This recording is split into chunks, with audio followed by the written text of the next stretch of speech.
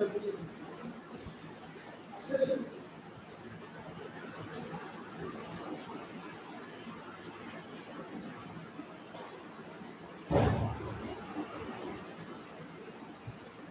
আলাইকুম।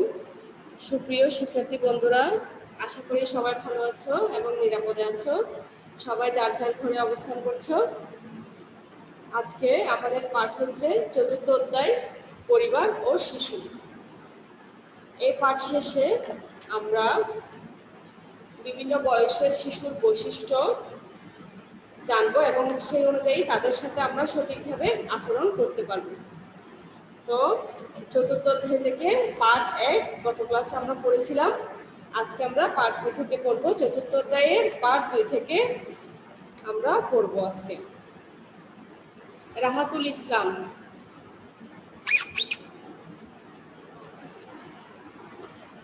পাঠ 2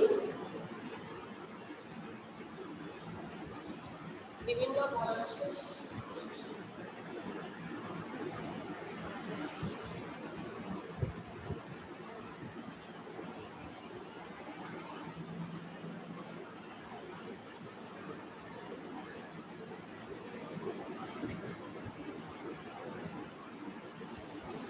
পাঠ 2 বিভিন্ন বয়সের শিশুর বৈশিষ্ট্য।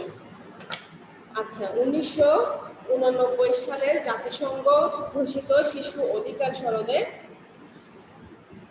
18 বছরের নিচে সকলকে কি বলা হয়? শিশু বলে গণ্য করা হয়। শিশু বলতে আমরা 18 বছর পর্যন্ত, জন্ম থেকে 18 বছর পর্যন্ত সকলকে আমরা শিশু বলে জানি। কিন্তু একটা জন্মগ্রহণ করার পরে যে শিশু তার আচার আচরণের সাথে একটা 18 বছর বয়সের শিশু, একটা 5 বছর বয়সের শিশু, তাদের মধ্যে কি অবশ্যই পার্থক্য আছে, তাই না? আচ্ছা, রাহাতুল ইসলাম, এখন তো গার্হস্থ্য বিজ্ঞান ক্লাস, এরপর ইংলিশ ক্লাস, তখন তুমি কানেক্ট হবা। এখন ঠিক আছে, এখন 9টা থেকে কানেক্ট হইও। আচ্ছা, তাহলে শিশু বলতে আমরা প্রথমেই জানতে হবে শিশু বলতে আমরা কাদেরকে বুঝাচ্ছি। তাহলে 1989 সালে জাতিসংঘ ঘোষিত শিশু অধিকার সনদ যেটা হয়, সেখানে 18 বছরের কম সকলকে শিশু বলে গণ্য করা হয়। তাহলে এই যে বিভিন্ন বয়সের শিশু, জন্মগ্রহণ করার পরে যে শিশু, 5 বছরের একটা শিশু, 18 বছরের শিশু, এদের মধ্যে আচার আচরণের দিক দিয়ে পার্থক্য অবশ্যই রয়েছে। তাদের একটা জন্মগ্রহণ করার পরে যে শিশু, তার আচার আচরণের সাথে 18 বছরের একটা শিশুর আচার আচরণ কিন্তু মিলবে না। তাহলে আমরা এই অধ্যায়ে আমরা বিভিন্ন বয়সের শিশুর বৈশিষ্ট্যগুলো জানবো এবং সেই অনুযায়ী তাদের সাথে আমরা আচরণ করতে পারবো। আচ্ছা, এই বিভিন্ন বয়সের শিশুর বৈশিষ্ট্য অনুযায়ী প্রথমেই এই সময়কালটাকে, শিশুর সময়কালকে 18 বছর পর্যন্ত, সেটাকে 4 ভাগে ভাগ করা হয়। কি কি? প্রথমে হচ্ছে নবজাতক কাল,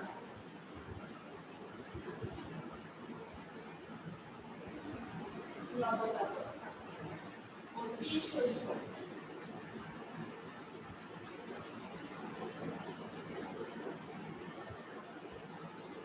প্রারম্ভিক শৈশব,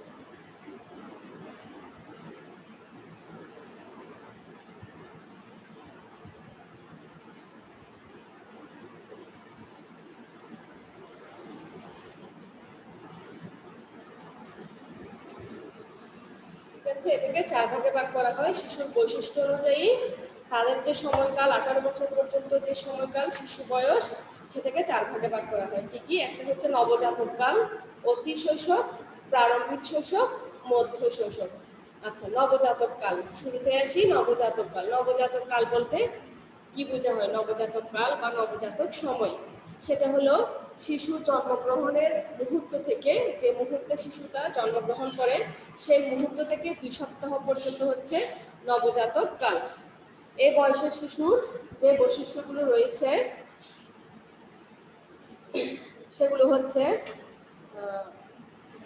আচ্ছা, এখানে শিশুর বৈশিষ্ট্যগুলো জানা কেন দরকার সেটা একটু বলি। কারণ হচ্ছে শিশুর সাথে সঠিক আচরণ করতে পারবো, বিভিন্ন বয়সের শিশুর চাহিদা পূরণ করতে পারবো, শিশুর বেড়ে ওঠার জন্য উপযুক্ত পরিবেশ তৈরি করতে, নতুন মা বাবাকে সচেতন করতে পারবো, যে কোনো ধরনের অস্বাভাবিকতায় মানসিকভাবে ভেঙে না পড়ে সময় মতো চিকিৎসা করাতে পারবো, প্রয়োজনীয় ব্যবস্থা আমরা গ্রহণ করতে পারবো, বড় ভাই বোন হিসেবে তাদের যত্ন নিতে পারবো। এই কারণে শিশুর বৈশিষ্ট্যগুলো আমাদের জেনে রাখা প্রয়োজন, যাতে সময় মতো আমরা তাদের সাথে আচরণ করতে পারি, সঠিকভাবে আচরণ করতে পারি। আচ্ছা, নবজাতক কাল। নবজাতক কাল যেসব শিশু জন্মের সময় লালচে বা গোলাপি বর্ণের হয়, জন্ম মুহূর্তে কাঁদে, স্বাভাবিকভাবে দুধ খেতে পারে, তারাই সুস্থ নবজাতক। আচ্ছা, সুস্থ নবজাতকের বৈশিষ্ট্য হচ্ছে কি, জন্মের পরে তাকে কাঁদতে হবে, আর জন্মের পরে কাদার সাথে সাথে ফুসফুসটা সক্রিয় হয়ে ওঠে। আচ্ছা, তারপর হচ্ছে নবজাতক শিশু।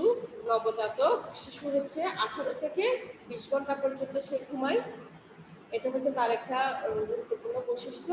এছাড়া 2-3 ঘন্টা পর পর সে ঘুম থেকে উঠে খায়, মলমূত্র ত্যাগ করে আবার সে ঘুমিয়ে পড়ে। এটা হলো একটা সুস্থ নবজাতকের বৈশিষ্ট্য। আরো কিছু বৈশিষ্ট্য আমরা জানবো, যেটা দিয়ে আমরা বুঝতে পারবো এই নবজাতকটি কি সুস্থ। কি কি? নবজাতকের প্রথম ভাষা হলো কান্না। এর মাধ্যমে শিশুর ফুসফুস সক্রিয় হয়ে ওঠে। ঠোঁটের কাছে যখন আমরা আঙ্গুল রাখি বাচ্চাটা, তখন সে এটা খেতে চায়, সে সেটা টেনে নেওয়ার চেষ্টা করে। শিশুর হাতের তালুতে কিছু রাখলে সে মুঠো করে চেপে ধরতে চায়, যেমন আমরা যদি একটা আঙ্গুল রাখি তার হাতের তালুতে, তখন সে বা অন্য কোনো জিনিস রাখি সে এটা চেপে ধরার চেষ্টা করে। হঠাৎ কোনো শব্দ শুনলে সে চমকে ওঠে। এগুলো হচ্ছে একটা নবজাতক শিশুর বৈশিষ্ট্য। আচ্ছা, উপযুক্ত যে বৈশিষ্ট্যগুলো আমরা এখন বললাম, সেই বৈশিষ্ট্যগুলো যদি না থাকে, আমরা ধরে নিব কি নবজাতকটি সুস্থ নয়। আচ্ছা, এই অধ্যায় থেকে, এই পাঠ থেকে এখন আমরা নবজাতক কাল সম্পর্কে জানলাম। এখানে যে কাজটি রয়েছে, কাজ 1, তোমার ছোট ভাই বা বোনের সাথে তুমি কি ধরনের আচরণ করবে সে সম্পর্কে লিখো। এটা তোমরা পার্ট 2টা আবারও পড়ে সেটা আনসার করবে, সেটা লিখবে। তাহলে তোমাদের যে অ্যাসাইনমেন্টগুলো এখন হচ্ছে সেখানে এটা লিখতে সহায়তা করবে এবং বুঝতে পারবে তোমরা। আচ্ছা, পার্ট 3, অতি শৈশবকাল। অতি শৈশবকাল বলতে নবজাতক কাল হচ্ছে জন্ম মুহূর্ত থেকে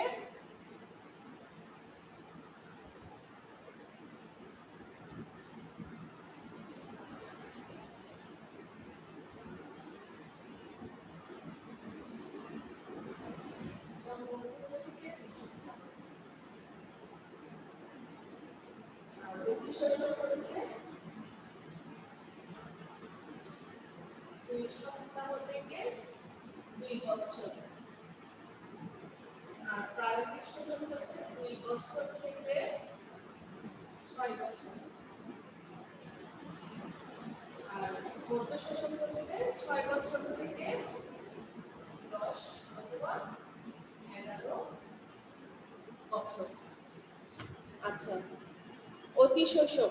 অতি শৈশব হচ্ছে শৈশবকাল যে শুরু হবে তার পূর্বে যে শৈশবটা, সেটাকে অতি শৈশব বলছি। যেমন অতি শৈশবের সময়কালটা হচ্ছে 2 সপ্তাহ থেকে 2 বছর, জন্ম মুহূর্ত থেকে 2 সপ্তাহ হচ্ছে নবজাতক কাল, আর 2 সপ্তাহ থেকে 2 বছর হচ্ছে অতি শৈশব। অতি শৈশবে কি কি বৈশিষ্ট্যগুলো আছে দেখি। আবার নবজাতক সময়ের পর বা 2 সপ্তাহ থেকে 2 বছর পর্যন্ত কালকে অতি শৈশব বলা হয়।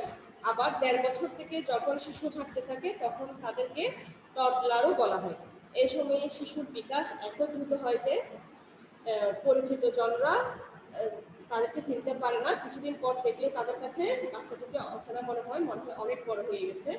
কারণ এই 6 মাস পর্যন্ত, 1 বছর পর্যন্ত এই সময়ে শিশু দ্রুত বাড়তে থাকে। খাদ্য, পুষ্টির যত্ন, বাবা মায়ের আকার আকৃতি ইত্যাদি কারণে শিশুর বিকাশ বিভিন্ন রকম হয়, শিশুর বৃদ্ধিতেও বিভিন্ন রকমের হয়ে থাকে। কিন্তু তবুও এই বয়সে ওজন ও উচ্চতা বাড়ার একটি স্বাভাবিক নিয়ম আছে। যেমন শিশুর ওজন জন্মকালীন ওজনের, জন্মের সময় শিশুর ওজন যা থাকে 6 মাসে সেই ওজনটা দ্বিগুণ হয়। 1 বছরও হয় 3 গুণ, 2 বছরও হয় 4 গুণ, 3 বছরও হয় 5 গুণ। জন্মের সময় শিশুর দৈর্ঘ্য যা থাকে 4-5 বছরে তা দ্বিগুণ হয়। পরবর্তী বছরগুলোতে ওজন বাড়ার সাথে সাথে শিশু লম্বাও হতে থাকে। যার কারণে শিশুর বৃদ্ধিটা তেমন একটা ধরা পড়ে না। সুস্থ ও স্বাভাবিক শিশু বলতে আমরা তাকে বলি যার বয়স অনুযায়ী ওজন ও উচ্চতা স্বাভাবিক, চোখ স্বচ্ছ উজ্জ্বল, চামড়া চুল চকচকে ও মসৃণ, চেহারায় আছে আনন্দ ও পরিতৃপ্তির ছাপ। এদেরকে আমরা কি বলতে পারি? একটি সুস্থ শিশু বলতে পারি। আচ্ছা, ছোট্ট শিশুটির যত্নে আমাদের কি করণীয়? এই যে 2 সপ্তাহ থেকে 2 বছর পর্যন্ত যে শিশু, তাদের যত্নে তাদের জন্য আমরা কি কি করতে পারি?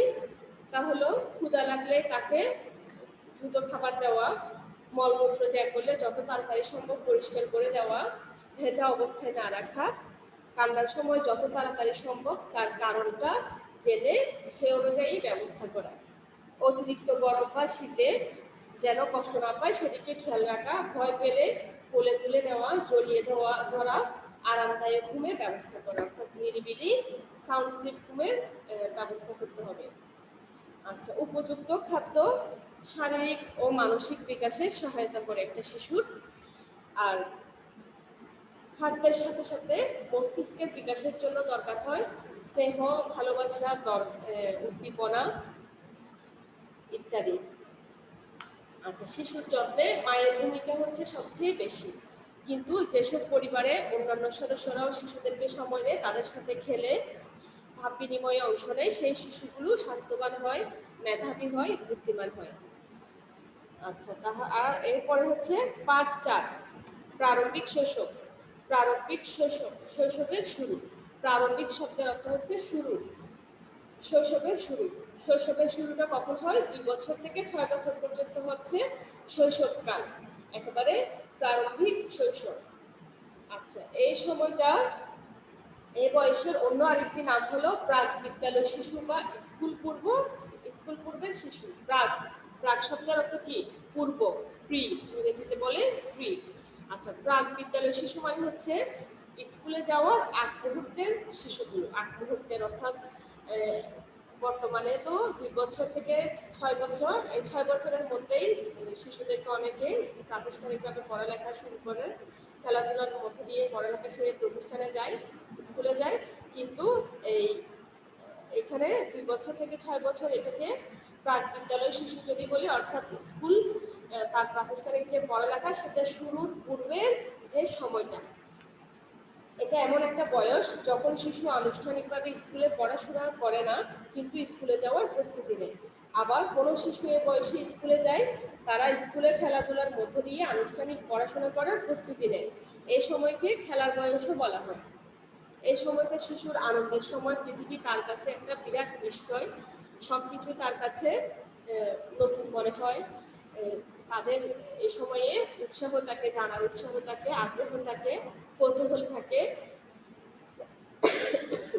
সবকিছুকে নিয়ে তাদের মনে অনেক প্রশ্ন থাকে, প্রত্যেক বিষয়ে সে অনর্গল প্রশ্ন করতে পারে, সে সবকিছু শিখতে চায়। এই বয়সটা আগ্রহ ও কৌতূহলের। ধমক দিয়ে বা বিরক্ত হলে তার আগ্রহটা আর থাকে না, আর এটা উচিত নয়।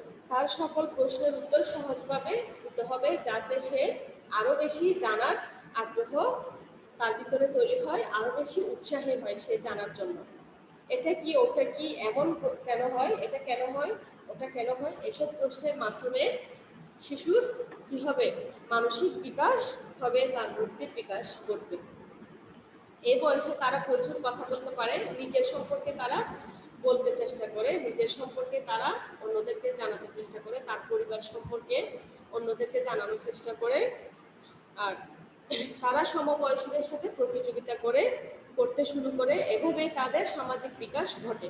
এই বয়সে শিশুরা অনুকরণ প্রিয় হয়, অন্যদেরকে কি করে? অনুকরণ করে, অর্থাৎ বড়রা যা করে তারা সেভাবে কথা বলার চেষ্টা করে, বাবা মাকে ফলো করে, বাবা মাকে অনুকরণ করে বেশি। আচ্ছা, যেমন বাবার মতো খবরের কাগজ পড়া, মায়ের মতো সকলকে পরামর্শ দেওয়া, অর্থাৎ তাদের বাবা মারা যে আচরণগুলো করে তারা সেখান থেকে সেটা হুবহু না বুঝেই অনেক সময় যেটা আসলে না বুঝে তারা সেটা অনুকরণ করে, অন্ধভাবে অনুকরণ করে। এই জন্য তাদের সাথে সঠিকভাবে, তাদের সাথে সুন্দরভাবে আচার আচরণ করতে হবে, যাতে তারা নেগেটিভ কিছু, মন্দ কিছু যাতে তারা না শিখে। পরিবারের সদস্যদের, এই বয়সের শিশুদের জন্য পরিবারের সদস্যদের যা করণীয়, অতি শৈশবের 2 সপ্তাহ থেকে 2 বছর এই বয়সের শিশুদের সাথে পরিবারের সদস্যদের কি কি করণীয়, তারা কি কি আচরণ করবে। তাদের সঙ্গে ঘরে ও বাইরে খেলাধুলা করবে, কথা বলবে, মনোযোগ দিয়ে তাদের কথা শুনতে হবে, বিরক্ত না হয়ে তাদের প্রশ্নের সঠিকভাবে উত্তর দিতে হবে, তাদেরকে গান, ছড়া, গল্প শোনাতে হবে, শিক্ষামূলক গল্পগুলো শোনাতে হবে, তাদেরকে সময় দিতে হবে, তাদের সাথে খেলাধুলা করতে হবে, নতুন নতুন বিষয় সম্পর্কে তাদেরকে জানাতে হবে এবং তাদেরকে ধারণা দিতে হবে, নতুন কিছু দেখতে, শুনতে ও স্বাদ গ্রহণ করতে উৎসাহী করে তুলতে হবে। তারা হয়তো নতুনটাকে সহজে মেনে নিতে চাইবে না, নতুন কোনো খাবার, নতুন কোনো পরিবেশে, কিন্তু সেটার সাথে তাদেরকে খাপ খাওয়ানো শিখতে হবে। নতুন খাবারের সাথে, নতুন পরিবেশের সাথে তাদেরকে তারা কিভাবে খাপ খাওয়াতে পারে, তারা কিভাবে সেটা শিখবে, সেটা তাদেরকে শেখাতে হবে, উৎসাহিত করতে হবে। এটা হলো প্রারম্ভিক শৈশব, অর্থাৎ শৈশবের শুরুতে যে আচরণগুলো আমরা তাদের সাথে করব। এখান থেকে কাজ 1, উদাহরণ সহ প্রাক বিদ্যালয় শিশুর বৈশিষ্ট্য তালিকা করো। প্রাক বিদ্যালয় শিশু অর্থাৎ স্কুলে যাওয়ার পূর্বে যে শিশুগুলো, তাদের কি কি বৈশিষ্ট্যগুলো থাকতে পারে, যেমন তোমার পরিবারেও ছোট ভাই বোন থাকতে পারে, তাদেরকে তুমি দেখে বা তোমার আশেপাশের বাচ্চাদেরকে দেখে তুমি প্র্যাকটিক্যালি সেটা দেখবে এবং বই থেকে পড়ে সেটা লেখার চেষ্টা করবে। পার্ট 5, মধ্য শৈশব। যেমন এখন ষষ্ঠ শ্রেণীর ছাত্রীরা মধ্য শৈশবের শেষ পর্যায়ে, এখন তারা কি বয়ঃসন্ধিকাল অতিক্রম করবে, কৈশোরকালীন সময়ে তারা যাবে। এখন 6 বছর থেকে 10-11 বছর পর্যন্ত বয়সকে মধ্য শৈশব বলা হয়। ঠিক আছে, একেবারে কি কৈশোরকালের শুরু যেটা মধ্য শৈশবের শেষ পর্যায়ে, এটা হচ্ছে কি মধ্য শৈশব। এই সময়ে শিশুর শারীরিক বিকাশ ধীরগতিতে চলে, কিন্তু সামাজিক বিষয় জীবনে আসে, বিস্ময়কর পরিবর্তন। অধিকাংশ শিশু এ সময় কি 6 বছর বয়সে অধিকাংশ শিশু স্কুলে যাওয়া শুরু করে, বেশিরভাগ শিশু স্কুলে যাওয়া শুরু করে। তার পূর্বেও বর্তমানে এখন যেমন প্লে, নার্সারি, কেজি এগুলোতে এখন প্রি স্কুল অর্থাৎ প্রাতিষ্ঠানিক পড়া শুরু করার আগে এগুলো দিয়েও অনেকে শুরু হয় 6 বছরের আগেও। আচ্ছা, তো অধিকাংশ ক্ষেত্রে কিন্তু 6 বছর থেকে তাদের প্রাতিষ্ঠানিক পড়ালেখাটা শুরু হয়। এই জন্য তাদের জীবনে অনেকটা পরিবর্তন আসে, তারা চক বাঁধা একটা নিয়মের মধ্যে যে তাদের চলতে হয়, যার কারণে তাদের জীবনে একটা বড় পরিবর্তন আসে। এ বয়সে দলীয়ভাবে তারা খেলতে চেষ্টা করে, মানে মেয়েরা মেয়েদের সাথে, ছেলেরা ছেলেদের সাথে, এভাবে তারা খেলাধুলা করে। স্কুলে যাওয়া ও খেলাধুলার কারণে সমবয়সীদের সাথে তাদের ব্যাপক যোগাযোগ হয়। এ বয়সে তাদের মধ্যে প্রয়োজনীয় দক্ষতা তৈরি হয়, নিজের কাজ নিজে করা, খাওয়া, পোশাক পরা ইত্যাদি কাজ অল্প সময়ে অল্প পরিশ্রমে তারা করতে পারে। নিজের কাজের পাশাপাশি ঘরে বাইরে নানা ধরনের কাজ করতে পারে, যেমন বাগান করা, ঘর গোছানো ও পরিষ্কার করা ইত্যাদি। এই বয়সের শিশুরা গল্প, কবিতা লেখা, ছবি আঁকা, খেলাধুলা করা, 2 চাকার সাইকেল চালানো, সাঁতার কাটা ইত্যাদি নানা রকমের কাজ করে। এভাবে বিভিন্ন কাজে অংশ নেওয়ার মধ্য দিয়ে তারা উদ্যমী ও পরিশ্রমী হয়।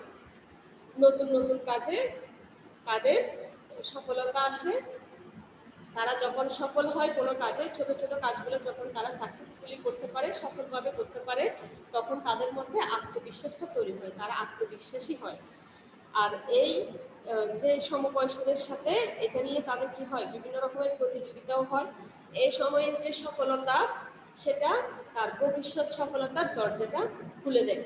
অর্থাৎ এখন এই ছোট ছোট কাজগুলোতে যখন তারা সফল হয়, তখন আরো বড় কিছু তারা করার চেষ্টা করে, আরো কিছু স্বপ্ন দেখে।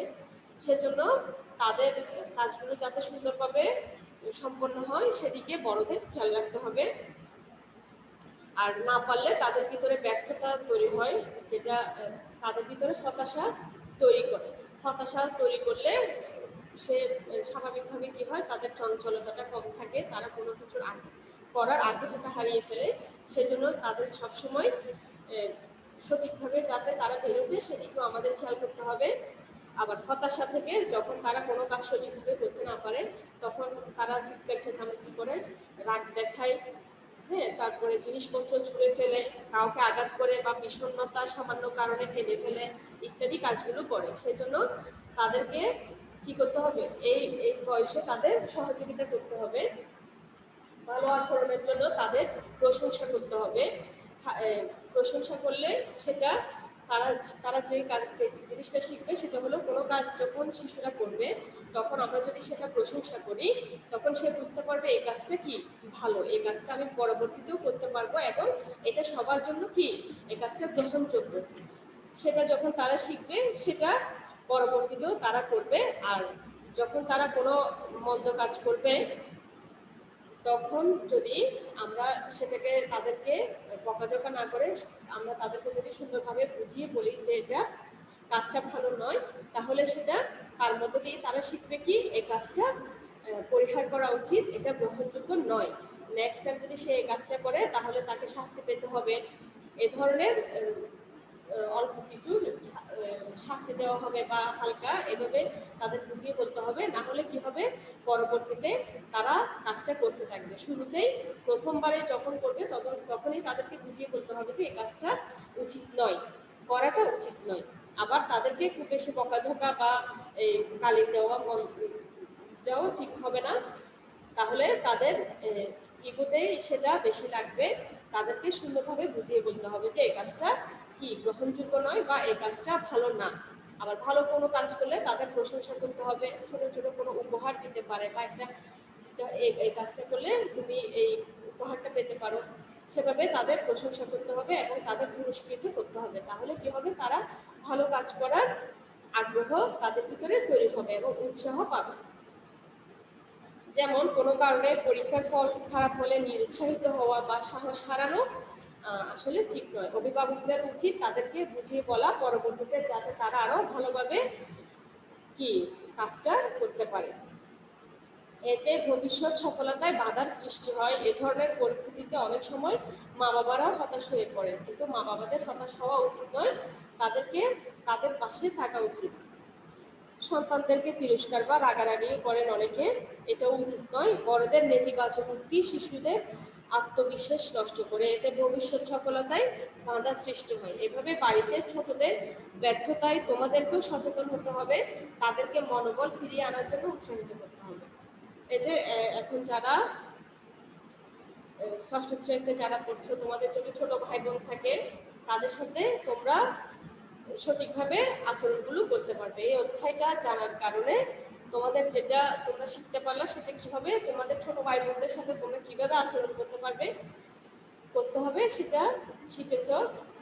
আর আর তোমাদের মা বাবারা অনেকে যদি না জেনে থাকে সেই ব্যাপারে তাদেরকে একটু ধারণা দিতে পারবে, তাদেরকে বলতে পারবে যে এই কাজটা করা উচিত নয়। আচ্ছা, এখান থেকে পার্ট 5 থেকে কাজ 1 কাজ 2 দুটো কাজ আছে। ছোট ভাই বা বোনের সফলতার জন্য কিভাবে তাকে উৎসাহিত করা যায় তার কয়েকটি উপায় লিখো। ছোট ভাই বা বোনের সফলতার জন্য তাদের কোন একটা তারা কাজ করবে, সেটা সাকসেসফুলি সফলভাবে তারা কাজটা কিভাবে করবে, সেক্ষেত্রে তোমরা কিভাবে তাদেরকে সেটা কিভাবে করা যায় সে ব্যাপারে তাদেরকে কিভাবে উৎসাহিত করা যায় তার কয়েকটি উপায় লিখো। কাজ 2 উদাহরণ সহ মধ্য শৈশবের বৈশিষ্ট্যের তালিকা। উদাহরণ সহ মধ্য শৈশবের বৈশিষ্ট্যের তালিকা করো। আচ্ছা, এটাও তোমরা করবে, এই অধ্যায়টা খুব গুরুত্বপূর্ণ। আচ্ছা, আর তোমাদের অ্যাসাইনমেন্টে অলরেডি একটা অ্যাসাইনমেন্ট ষষ্ঠ শ্রেণীর হয়েছে, সেখানে যেই কোয়েশ্চেনগুলো থাকে পাশে তোমরা দেখবা এই একেবারে ডান সাইডে কি কি পয়েন্টগুলো আনতে হবে সেটাও কিন্তু লেখা থাকে, যে একটা প্রশ্নে কোন কোন পয়েন্টগুলো তুমি আনবে, সেই বিষয়বস্তুর ধারণা থাকে, সেটার ব্যাখ্যা দিতে হবে। তারপরে বলে তোমরা এই জিনিসগুলো তোমরা লিখো বা ধারণা দেওয়া থাকে, ঠিক আছে। পাশে যে ব্যাপারটা থাকে, যে পয়েন্টগুলো উল্লেখ থাকে সেটা তোমরা ভালো মতো খেয়াল করবা। সেই পয়েন্টগুলো অবশ্যই তোমাদের কি করতে হবে, আনতে হবে। সেই পয়েন্টগুলো এনে প্রশ্নটার আনসার করতে হবে, তাহলে অ্যাসাইনমেন্টটা ভালো হবে। তো আজকে আমরা ক্লাসের প্রায় শেষ পর্যায়ে। লিখবে আর কাজগুলো সবাই লিখবে। এরপরে পরবর্তীতে কৈশোরকালীন বিকাশ ষষ্ঠ অধ্যায়, এই যে এরপর মধ্য শৈশবের পরের যে ধাপটা সেটা আমরা পরবর্তী ক্লাসে আলোচনা করব। তো সবাই ভালো থাকবে, অ্যাসাইনমেন্টগুলো সুন্দর করে লিখবে, সময় দিবে এখানে। এই সময়ে কেউ অন্য কোথাও যাবে না, যার যার ঘরে অবস্থান করবে। সবাই ভালো থাকবে, সুস্থ থাকবে, আর কাজগুলো অবশ্যই করবে। ঠিক আছে, ধন্যবাদ সবাইকে, আল্লাহ হাফেজ।